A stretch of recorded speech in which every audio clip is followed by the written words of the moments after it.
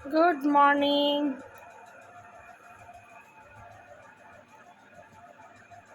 Good morning সবাইকে।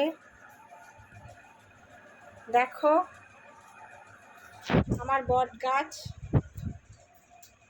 কত ফল হয়েছে বট গাছে আমার। কিছু ফল পড়েও গেছে নিচে, কিছু গাছেও আছে। এই দেখো ছোট ছোট ফল, এই যে দেখো,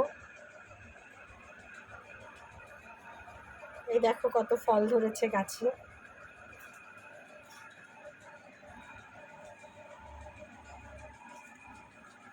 এটাকে বলে চাইনিজ বট। আমি এটা দেখো ছোট্ট একটা প্লাস্টিকের টবে লাগিয়েছি,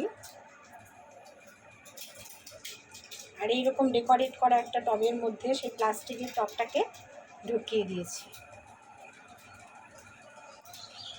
এই গাছটায় প্রচুর রোদ লাগে, তাই জন্য এটা আমি জানলার ধারে রেখেছি,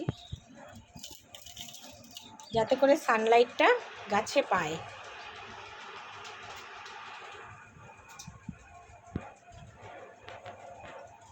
পাশেই রয়েছে আমার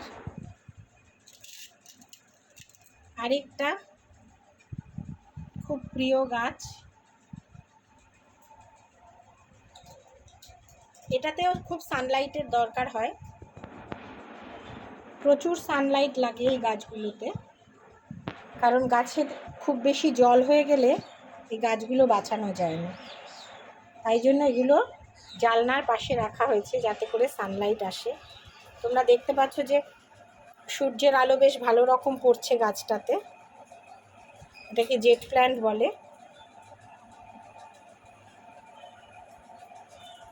এই গাছগুলো আমার খুব প্রিয়, এগুলোকে নিয়ে আমি থাকি সারাদিন।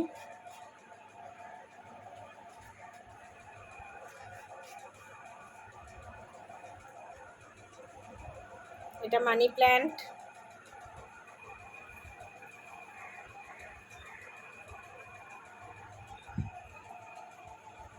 অ্যাগ্লোনিমা, এটাও আমার প্লাস্টিকের পটে রাখা আছে, আর ওপর থেকে এরকম ডেকোরেশন করা টবের মধ্যে প্লাস্টিকের পটটা দেওয়া আছে।